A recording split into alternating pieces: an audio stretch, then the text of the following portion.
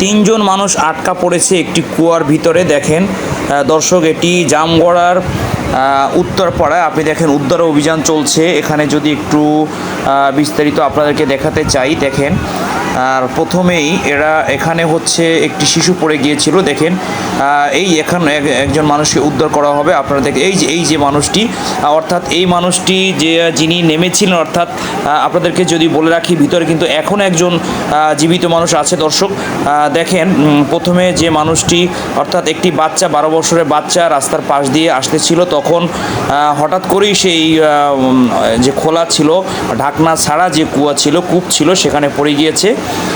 পড়ার পরে একটু আগে যে মানুষটিকে উদ্ধার করা হয়েছে, সেই মানুষটি ওই শিশুটিকে বাঁচানোর জন্য ঝাঁপ দিয়ে কুয়ায় পড়ে যান এবং সেখান থেকে দড়ির সাহায্যে সেই বাচ্চাটিকে উপরে উঠানো হয়। বাট এই যে মানুষটি যিনি সহায়তা করেছেন, তিনি কিন্তু আর উপর থেকে উঠতে পারছিলেন না। এরপরে যে মানুষটিকে একটু আগে উঠানো হয়েছে, তাকে উঠানোর জন্য কিন্তু আরেকজন নেমে যায়।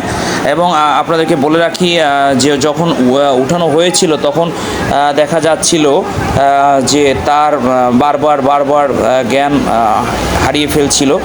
এরপর দেখেন, যদি একটু আপনাদেরকে দেখানোর চেষ্টা করি, দ্বিতীয় জনকে এখন উঠানোর চেষ্টা করছে। অর্থাৎ দ্বিতীয় জন যে নেমেছিল, এই যে দেখেন উঠানো হয়েছে। দর্শক দেখতে পাচ্ছেন হলুদ গেঞ্জি পরিহিত, উনি উদ্ধার করার জন্য, দ্বিতীয় জনকে উদ্ধার করার জন্য যে তৃতীয় জন নেমেছিল, সেই ব্যক্তি আসলে এই মানুষগুলো মহান কাজ করেছে ফায়ার সার্ভিসের। এই যে আপনি কুয়াটি দেখেন, কুয়াটি এই কুয়ার ভিতরেই পড়ে গিয়েছিল।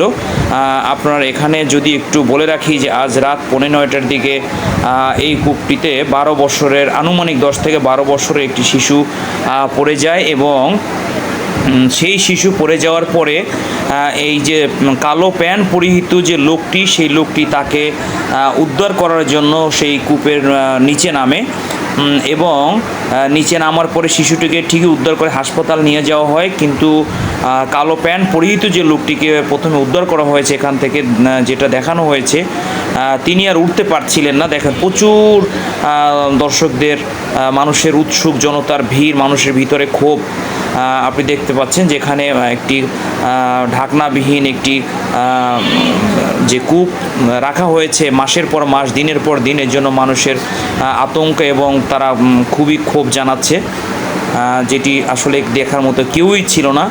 এবং সেই মানুষটিকে উদ্ধার করার জন্য সে ভিতরে বারবার মাথা নাড়াচ্ছিলেন এবং গরমে অস্থির হয়ে যাচ্ছিলেন।